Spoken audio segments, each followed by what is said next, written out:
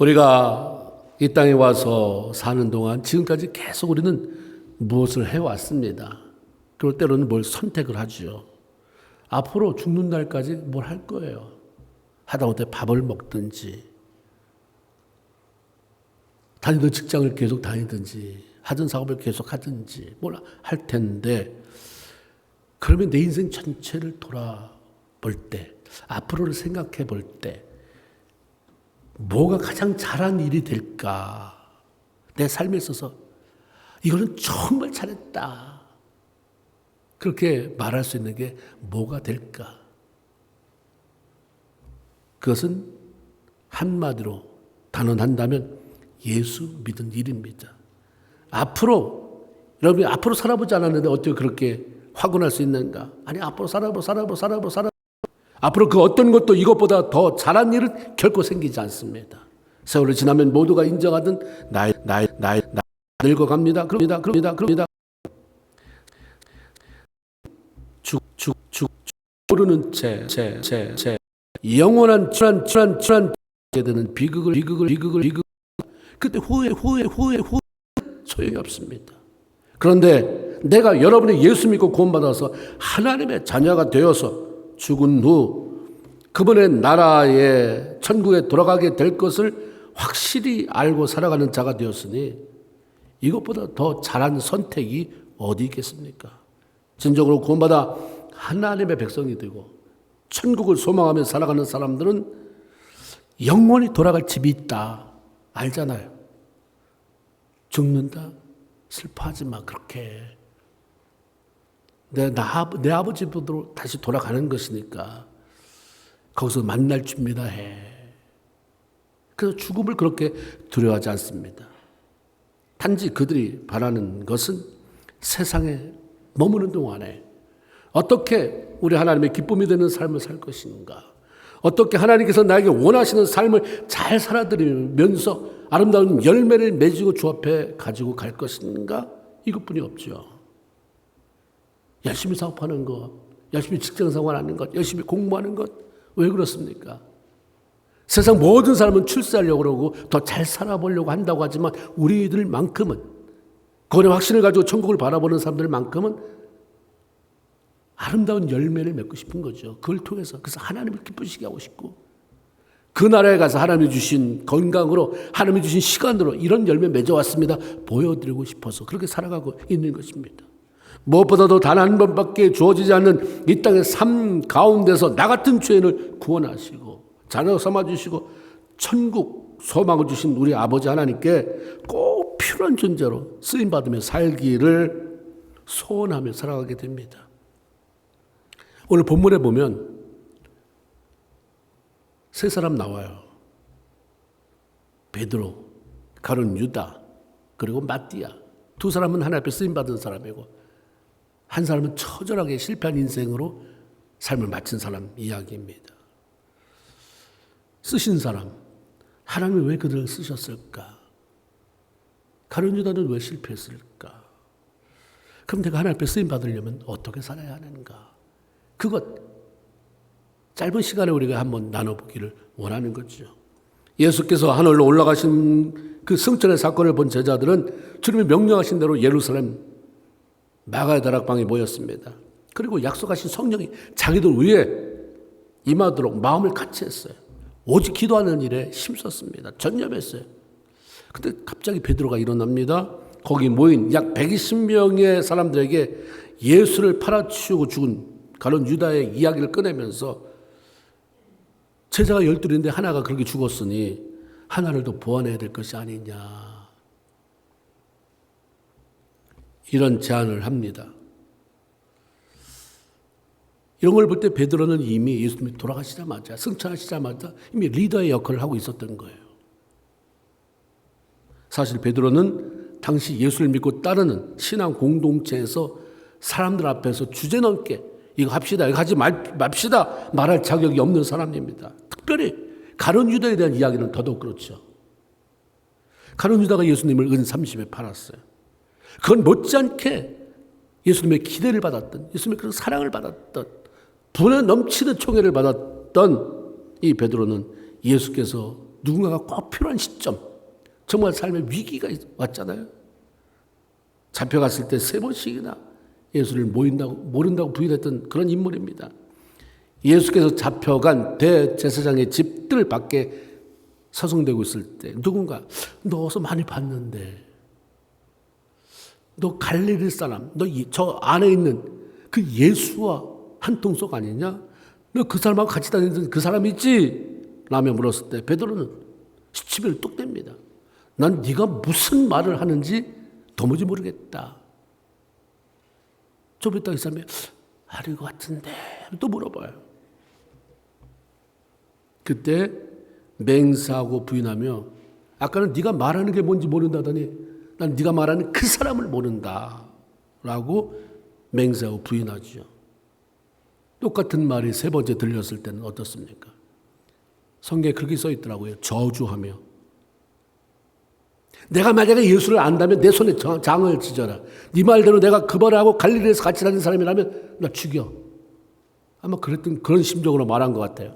저주하며 나는 그 사람을 알지 못한다고까지 맹세했던 사람입니다. 베드로가 누구예요? 은혜를 확실히 경험했던 사람입니다. 신앙 고백이 아주 분명했던 사람이에요. 예수님께서 베드로를 만나서 제자를 불러준 사건이라는 게 바닷가였습니다. 밤새 물고기를 잡았는데 한 마리도 못 잡아서 이른 새벽에 이제 그물 정리하면서 집에 가려고 할 때 예수님이 찾아왔잖아요. 깊은 데 가서 그물을 한 번 더 내려봐라. 경험상 소용없는 짓이라는 것을 알았지만 순종해서 그물을 던진 결과 만선을 이루었어요. 그물이 찢어질 만큼 많이 잡혔잖아요. 그때 베드로가 예수를 만난 거예요. 메시아로 오신 예수. 메시아다. 어떻게 이런 일이 다 생길 수 있단 말이냐. 확실한 은혜를 경험했습니다. 그러자마자 자기도 모르게 그냥 무릎을 꿇었어요. 그리고 주여 나를 떠나소서. 나는 죄인입니다. 메시아를 만나니까 내가 죄인이 보여지는 거예요. 예수를 제대로 만나면 내가 죄인임이 보여져요. 공통점입니다. 예수를 못 만나니까 뻔뻔하게 우리가 예수 믿는다고 다니는 거지. 예수를 제대로 만나면 나 죄인입니다, 주님. 그리고 예수님의 부름을 따라서 배를 버려두고 예수의 제자가 됐습니다. 그분께 자기의 삶 전체를 드리고 그 시간에 결단을 한 거죠. 어느 날 예수님께서 제자들에게 너희는 나를 누구라 하느냐 묻는 사건이 있었습니다. 그때 누구보다도 먼저 나선 게 베드로예요. 주는 그리스도시요 살아계신 하나님의 아들입니다. 자신의 분명한 신앙을 이렇게 고백했습니다. 주님이 너무 기쁘셨어요. 너무 마음이 시원했어요. 그랬던 그 사람이 한순간 두려움 속에서 믿음이 약해졌잖아요. 예수를 3번씩이나 부인해 버렸습니다. 그리고 밀려든 죄책감, 부끄러움, 죄송함 등등의 상처를 가지고 주와 멀어졌어요.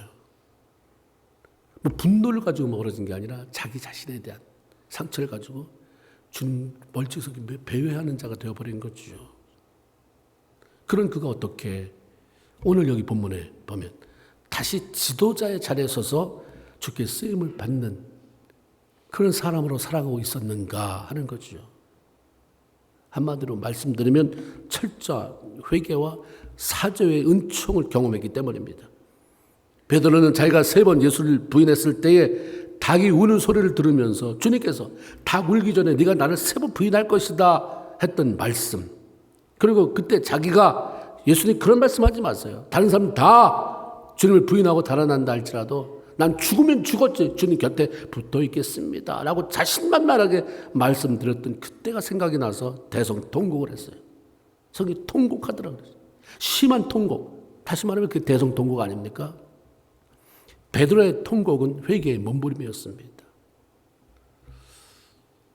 예수는 그런 베드로를 개별적으로 만나 주셨고 그를 용서해 주실 뿐만 아니라 그럼에도 불구하고 내가 너의 연약함을 안다. 그런 의미로 그의 사랑을 표현해 하셨습니다. 베드로는 하나님 앞에 철저히 회개했어요. 그리고 예수님이 용서해 줬다는 것을 받아들였습니다. 안 됩니다. 나는 절대 평생 용서받지 못할 죄인입니다. 회개해놓고 그러지 않았어요. 받아들였습니다. 그러니까 베드로가 살아났습니다. 다시 예수님의 제자라고 하는 그 자리로 돌아왔죠. 내가 어떻게 다시 용서한 것만도, 용서해 준 것만도 감사한데 어떻게 다시 제자의 자리로 돌아갈 수 있습니까? 다 이렇게 버틴기잖아요. 그게 굉장히 겸손한 것처럼. 아니에요. 베드로는 회개했잖아요. 이제 용서해 줬으니까 내가 받았다. 받아들였다. 그리고 주님이 날 부르셨던 그 자리로 간다. 제자의 자리로 다시 돌아온 거예요. 그러니까 하나님이 그 삶을 계속해서 책임지고 계시지 않습니까? 사도 바울이 베드로를 기둥같이 여김을 받는 인물로 표현했어요. 그것처럼 하나님은 베드로를 초대교회의 위대한 지도자로 세워주셨고 많은 사람이 그의 권위를 인정하며 따랐습니다. 그는 하나님께 쓰임을 받으며 순교로 자신의 삶을 마감하기까지 일생 동안 죽도록 충성했습니다. 베드로의 회복과 변화, 그리고 하나님께 쓰임받게 된 것은 바로 한마디, 회개와 용서의 경험 때문이었습니다. 그 이후에 베드로의 설교의 주제는 그거였어요. 사도행전 3장 19절에 보면 너희가 회개하고 돌이켜 너의 죄 없이 함을 받으라. 이와 같이 하면 새롭게 되는 날이 주 앞으로부터 이를 것이다. 회개하고 돌아서면 새롭게 되는 날이 반드시 온다. 왜 내 삶은 그저 그렇고 왜 이럴까?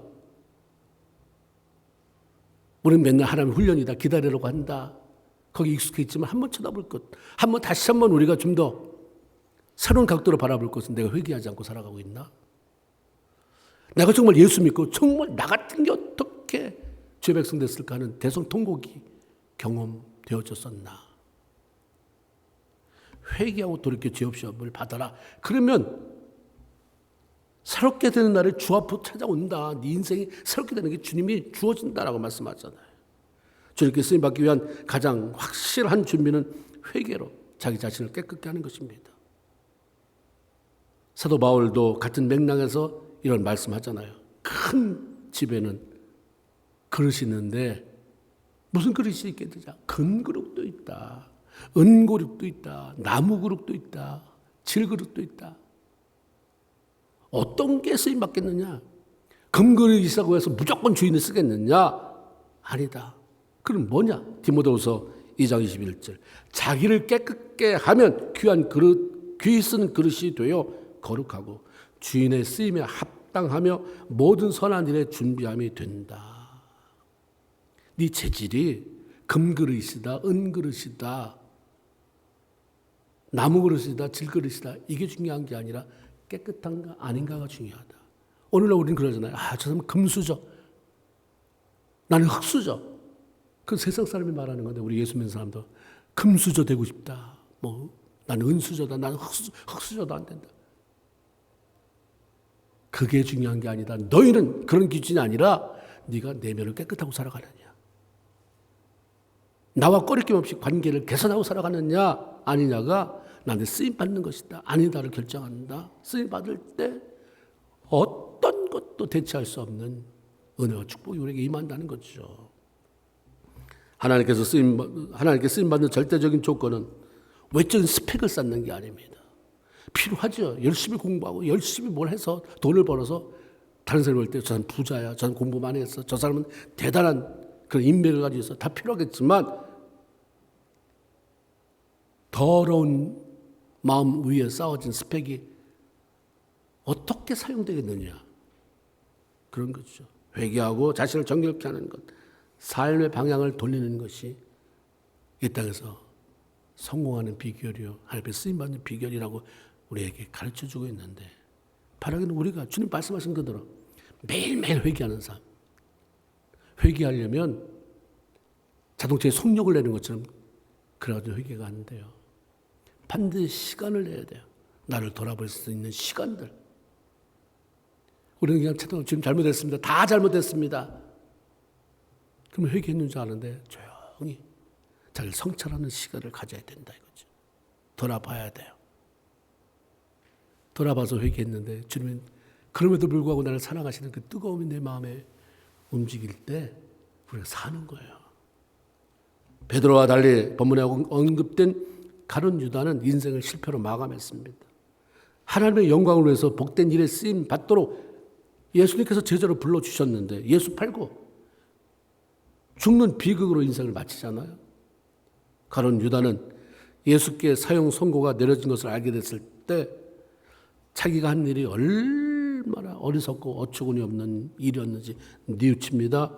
예수 팔고 받은 은 30개 성소에 던져놓고 목매어 죽었습니다. 오늘 보면 18절에는 저가 몸이 곤두박질하여 배가 터져 창자가 다 흘러나온지라 이렇게 표현하죠. 아마 목을 맸던 것 같은데 그게 끊어져서 떨어진 것 같아요. 처참한 말로를 맞이했습니다. 베드로는 예수를 진짜로 만난 경험이 있어서 그가 실패했을 때, 넘어졌을 때 회개할 수 있었어요. 그래서 가룟 유다는 제자 속에 들어왔지만 예수를 개인적으로 메시아로 만난 적이 없어요. 호칭이 다 가룟 유다는 선생이라고 불러요. 선생님이라고 불러요. 랍비어요. 메스터, 로드라고 그렇게 잘 안 해요. 은혜 체험도 없습니다. 그러니까 은혜를 경험해보지 않았으니까 어떻게 회개하겠습니까? 회개할 줄 모른다는 것은 바빠서가 아니라 은혜를 받아본 경험이 없어요. 다시 주님 앞에 돌아가는 방법을 몰랐습니다. 그러니까 그가 한 것은 고작 잘못했다고 자책하며 후회하고 자살하는 것뿐이었습니다. 베드로, 가룟 유다 모두 잘못했습니다. 베드로는 3번 부인했고 예수는 은 30에 예수를 팔아 넘겼습니다. 베드로는 회개하고 돌아섰어요. 유다는 후회만 했을 뿐입니다. 둘 다 죽었어요. 순차적으로 죽었지만 베드로는 순교로 죽었어요. 가룟 유다는 자살로 죽었어요. 근데 그들 모두가 예수 안에 있었다는 거예요. 그들 모두가 하나님 안에, 모두가 다 교회 다니고 있던 사람이에요. 어떤 사람은 회개할 줄을 모르는 사람이에요. 어떤 사람은 회개해요. 어떤 사람은 자살로 죽어요. 그런데 장례식에는 무슨 교회 집사 이렇게 써. 여러분 텔레비전에서 보잖아요. 어떤 유명한 사람이 죽었어요. 장례식에는 무슨 집사라고 그렇게 했어요. 아주 멋지게 화려하게 꽃도 많이 해놓고 굉장히 그 장례식 모습도 아주 거룩하게.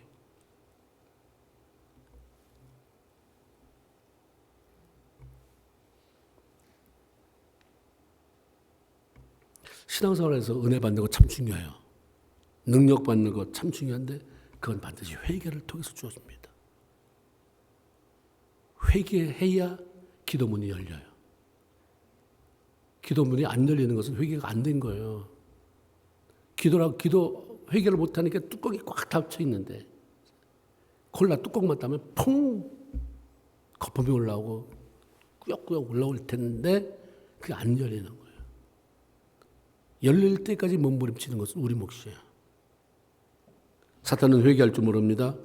회개할 줄 모르기 때문에 사탄에게 속하면 은혜라는 게 없습니다.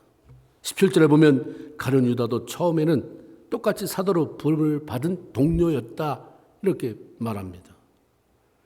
주님이 필요로 하니까 가룟 유다를 제자로 부르지 않았겠습니까? 처음에는 은혜를 받았을 거예요. 근데 워낙 자기 주관이 너무 강해요. 자기 생각이.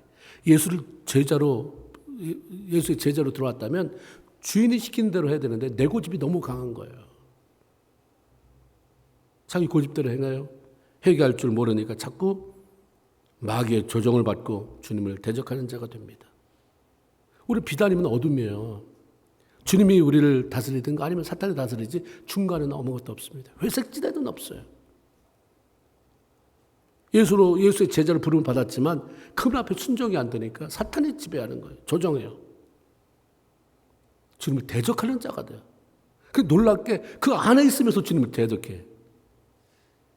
언제까지? 주님 팔아먹고 주님 마지막 제자들과 마지막 성찬을 할 때까지 그 자를 다 받아먹으면서 주님을 팔아넘겨요. 이런 일이 일어나는구나. 그래서 우리는 신앙생활 하면서 정신 차려야 되는 거예요. 마귀의 조종을 받는 자를 성경은 가라지라고 말을 해요. 밭에 예수님이 알곡을 뿌리는데 원수가 가라지를 뿌리는데 그 옆에다가 울타리 밖에다 뿌리는 게 아니라 주님이 뿌려놓은 그 알곡 속에다 가라지도 같이 뿌린다 이 말이에요. 그래서 뒤에서 그 가라지를 누가 사탄이 조종하는 거예요. 알곡들을 좀 밟아라. 네가 소리치고 네가 몸부림치면 저 알곡들은 순수하고 착해서 다 메말라진다. 그 알곡 그 사이에 몇 개 심어 놓는 거죠. 사단이 그 일을 반드시 합니다. 그 주님이 알곡과 가라지가 있다라고 얘기를 하잖아요. 예수님 믿는다고 오면서 사탄의 조종받는, 예수를 믿는다고 하면서 사탄의 간첩 노릇, 첩전 노릇하는 가라지가 있다. 가룟 유다가 그랬던 거죠. 이런 가라지가 어떻게 하나님께 쓰임을 받겠습니까? 요한복음 6장 70절에 보면 예수님께서 이렇게 말씀하세요. 내가 너희 12를 택하지 아니하였느냐? 그러나 너희 중에 한 사람은 마귀다. 누굽니까? 가룟 유다. 예수님이 한 거예요. 말씀하신 거예요. 그럼 예수님이 가룟 유다가 마귀인 줄 알고 처음부터 제자로 뽑으셨습니까? 아니에요. 열정 있는 사람이에요. 가룟 유다가 마귀가 아니라 마귀에게 속한 자가 돼버린 거예요. 자꾸 자기가 원하는 바로 저분이 나라를 독립시켜야 되는데 왜 저렇게 유약하게 가서 사람들이 병이나 고치고 오른밤 치는 자에게 왼밤 들려달라고, 야 우리 나가자, 진군하자, 다 칼 잡아라, 독립시켜야 된다. 이거 왜 이거 안 하실까? 너무 자기가 원하는 게 있는데 그거 안 하니까 안 들려요. 천국의 메시지가 안 들려. 영적인 메시지가 안 들리니까 점점 짜증스럽고 미워하고, 그러니까 사단이 잡아서 그럼 내가 너 대우해 줄게. 조정하죠. 끝까지. 주님 말씀 앞에 회개하며 돌이킬 줄 모릅니다. 그러니까 성경이 그 점진적으로 이렇게 표현해요. 요한복음 12장 6절에는 그가 도둑이다. 그는 도둑이라 돈깨를 맞고 거기 넣는 것을 훔쳐갑니다. 그제도 재정부를 맡았어요. 돈을 관리했어요. 근데 다 훔쳐가. 옥합을 깨트리는 여자가 그렇게 지금 살아서 깨트렸는데 저거 팔면 300대원을 받아서 가난한 사람 다 도와줄 수 있는데 저걸 왜 하필이면 깨트려 저렇게 낭비하느냐. 근데 저는 도적이라. 이렇게 나온 거잖아요. 그 돈으로 냈으면 훔쳐가려고 그랬다. 그 다음에 더 진척되니까 예수를 잡는데 앞잡이가 됐다. 16절에 예수 잡는 자들의 길잡이가 된 유다. 더 나가요. 마침내 마태복음 26장 24절 예수님께서 하다 이런 말씀하세요. 그 사람은 차라리 태어나지 아니하였더라면 저에게 좋았을 뻔했다. 사람한테 그런 얘기를 들어도 경기를 읽을 판인데 주님이 아이고 차라리 안 태어났으면 좋았을 뻔했다 하실 만큼 주님의 골칫거리가 됐잖아요. 예수 믿는데 주님의 사랑 대상이 돼야지, 기쁨의 대상이 돼야지 골칫거리가 된다고 생각합니다. 아유, 난 너 때문에 골칫거리다. 너 때문에 걱정거리다. 이게 얼마나 두려운 일입니까? 회개할 줄 모르고 은혜에 섰다는 가룟 유다의 모습에 대해서 25절 유다는 이 직무를 버리고 제 곳으로 갔나이다라고 표현합니다. 베드로가 진정으로 회개했을 때 주님과의 관계만 회복된 게 아니라 본래 자신이 부름받았던 그 자리로 돌아왔습니다. 주께서 불러 맡겨주셨던 제자의 직무, 사도의 직무를 다시 수행했습니다. 그리고 하나님 은혜 가운데 리더의 역할을 하잖아요. 초대교회에 있어서 없어서는 안 될 인물로 사명을 감당하잖아요. 진정으로 회개한 사람은 자기 직무를 소중히 여깁니다. 부름받은 자리로 돌아오게 된다고 하는 사실이에요. 그러나 회개를 통해 주님과의 관계를 회복시키지 못한 유다는 주께서 맡기신 직무를 소홀히 여겨버리고 떠납니다. 그러니 무엇으로 쓰임받겠습니까? 회개했으면 나를 불러주신 그 자리로 돌아가야 합니다. 베드로는 사람들 앞에서 가룟 유다가 죽었으니, 그래서 12제자 가운데 한 자리가 비었으니 새로운 사람을 뽑아 채우자. 나머지 11사람이면 어때요? 가룟 유다가 그래서 인생을 비참하게 그렇게 했으니 우리 그냥 11명으로 힘써보자 그러면 되는데 굳이 뭐 한 명을 더 뽑을 이유가 뭐 있습니까? 근데 이게 시편 109편에 나오는 예언이 있잖아요. 그가 떠나고 그 직무를 다른 사람이 취했다. 그걸 소중히 안 여기고요. 설계하니까 그 자리가 비어있다가 아니라 예언에 보니까 누군가 그걸 취했다. 취해서 다시 12시 되는구나. 아는 거죠. 베드로는 말씀을 참 많이 알았던 사람인 것 같아요. 그래서 하나 보완하자. 우리가 지금 계속 기도하고 성령이 임할 텐데 그러기 전에 뽑아서 그 사람들 같이 우리가 좀 책임감을 가지고 기도하도록 하자. 아마 그랬던 것 같아요. 그래서 그 자리에 합당한 사람이 세워지기 위한 조건을 붙입니다. 우리가 제자 됐을 때부터 계속 우리와 함께 다니던 그 사람이어야 한다. 예수님이 세례 요한에게 세례를 받으신 때부터 십자가 달려 돌아가시고 부활하시고 40일 동안 이곳에 머물다가 승천하신 그때까지 늘 함께 다니던 사람으로 예수께서 부활하심을 증언하기 합당한 사람이어야 한다. 이런 사람이면 제자가 됐어야 되는 거 아니에요? 제자는 아니지만 이런 사람. 제자로 부름을 받은 그 사람과 조금 더 다를 바가 없는 그런 조건을 가진 사람 뽑자. 그 사람들이 일단은 대상을 추렸어요. 막 추리기 시작하니까 두 사람이. 하나는 요셉이고 하나는 마띠아입니다. 23절에. 그들이 두 사람을 내세우니 하나는 바사바라고도 하고 별명은 유스도라고도 하는 요셉이요. 하나는 마띠아더라. 마띠아를 소개할 때는 마띠아더라. 그냥 마띠아. 근데 요셉을 소개할 때는 바사바라고 하는 딴 이름도 있다. 그의 별명은 유스도라고도 하더라. 굉장히 구체적으로 소개를 해줘요. 이걸 보면서 요셉이 참 많이 알려진 사람이구나. 다른 사람들에게 참 많이 알려진 사람. 그래서 내심 거기 있는 사람들도 이 요셉이 가룟 유다를 대신하는 자리에 뽑혔으면 좋겠다. 이런 기대를 가지고 있었던 것 같습니다. 그래서 제비를 뽑은 결과 그들의 기대와는 달리 마띠아가 뽑히잖아요. 하나님이 하시는 일은 모르는 거예요. 우리는 저 사람이면, 근데 그게 아닐 경우가 참 많아요. 내가 보는 것과 하나님이 보는 건 틀리다. 그래서 우리는 늘 하나님의 시각으로 내 직장을, 하나님의 시각으로 내 사업을 바라보는, 내 가정을 바라보는, 주변의 사람들을 하나님의 시각으로 바라보는 이 훈련이 참 필요하구나를 알게 됩니다. 마띠아는 예수님께서 자신을 제자로 불러주셨든지 그렇지 않든 상관없이 그때부터 따라다닌 거예요.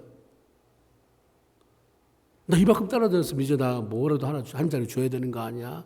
나도 제자 그 반열 속에 집어넣어줘야 되는 거 아니야? 그러지 않았어요. 그냥 인정받기 위해서가 아니라 그냥 주님을 사모한 거예요. 그분의 말씀이 너무 좋았고 그분이 병자를 고치는 기적의 현장 속에 함께 있는 것도 너무 좋았고 주님이 하는 게 다 좋은 거예요. 늘 그분 옆에 있었어요. 늘 주님을 따라다니고 제자들과 함께 했습니다. 그는 늘 예수님 곁에 머무는 삶을 살았던 거죠. 그런데 때가 되니까 마띠아가 뽑혔어요. 제자로. 그것도 12명 가운데 결혼된 한 사람을 보충하는데 그 자리에 마띠아가 뽑힌 거예요. 제비는 사람이 뽑지만 결정은 하나님이 하셨다고 했을 때 마띠아를 뽑은 것은 주님이에요. 주님이 인정한 거죠. 그 자리 네가 합당하다. 하나님 인정하신 것입니다. 마띠아가 늘 주 앞에 머무는 것을 아셨어요. 늘 주님과 함께 하고 싶어야 하는 걸 아셨죠. 이거 굉장히 중요한 것입니다. 오늘 예수님이 계셔야 거기 가서 우리가 가까이 가 있죠. 말씀이 주님이잖아요. 말씀이 곧 하나님. 말씀을 가까이 하는 게 그분 가까이 머무는 거예요. 기도할 때 성령이 역사하시잖아요. 예수의 영이 머무는데 우리가 기도하는 가운데 성령 안에서 기도하는 가운데 나아가는 게 주님 곁에 머무는 것입니다. 늘 그렇게 주님 곁에 있으면 주님의 눈에 띄는 경우 그런 기회가 생긴다는 거죠. 기회가 와요. 그럼 주님의 눈에 띄면 돼요. 참 불행한 게 언제입니까? 주님이 정말 뭔가를 주려고 하는데 그때 그 자리에 없어. 그때 그 자리에 없을 때 이게 얼마나 갔다 와서 소리 들을 때 이게 얼마나 원통하겠어요. 도마가 그랬잖아요. 다 와서 나 살아났다. 그러면서 다 보여주는데 없었어요. 딴소리예요. 내가 예수 만나서 손에 구멍에 손가락 넣어보고 옆구리 찔러보지 않고는 내가 내 예수 부활을 못 믿는다. 또 필요할 때 그 자리에 있는. 근데 그 자리가 언제인지 어떻게 알아요? 그 매일 머무는 거예요. 매일. 매일매일. 오늘일까? 오늘. 내일일까? 매일매일 말씀 안에 거하고 기도 안에 거하고. 그렇게 하다 보면 힘들어요. 왜 나만 이래야 될까? 다른 사람은 별로 기도하지 않는데, 다른 사람은 말씀 별로 소중하게 여기지 않는데도 잘 사는데 왜 나만 이럴까? 그런다고 더 잘 되는 것도 아닌데. 저는 불평하지 말라고 말씀하잖아요. 내가 되면. 맞디야? 그거 어떻게 불평을 했는지 안 했는지 몰라요. 그러나 그런 조건에 맞은 사람이라고 한다면 원망 불평해서 아이고 차라리 오지 말아라 할 정도의 사람은 아니었던 것 같아요. 매일매일. 넌 제자도 아닌데 이렇게 험한 일에 왜 같이 동참해? 난 주님이 좋아서요. 너 제자가 아니잖아. 제자가 아니면 어때요? 나 주님의 자녀인데. 이랬던 사람인 것 같습니다. 기회가 왔어요. 주께서 쓰임받은 결과 어떤 일이 생겼는가? 그가 땅을 샀는데 30배로 올랐다. 이 시간에 제가 할렐루야 그러면 아멘 할 사람이 분명히 나올 것 같아요.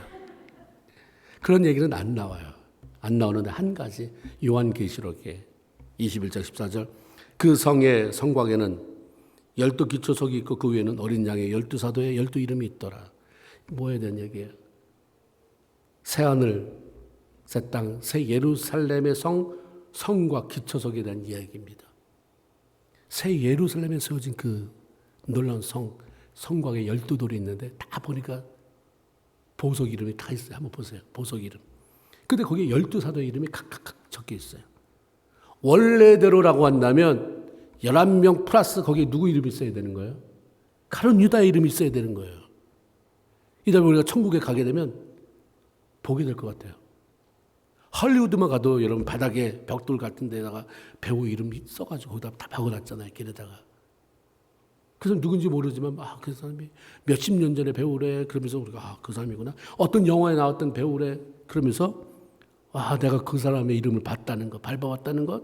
사람들이 사진 찍고 그러는데 우리가 천국 가서 베드로 이름 여기 있네.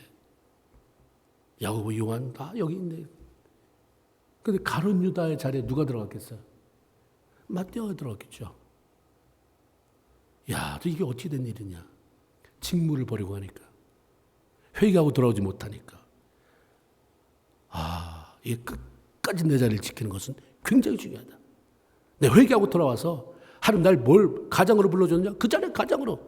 내가 사업에서 주인으로 종업원으로 그 자리에서 최선을 해서 교회 하나님 직분을 맡겨줬느냐? 그 자리에서 하나님의 넌 아니라고 할 때까지 수고했으니 이제 나한테 와라 불러주실 때까지 하는 거죠.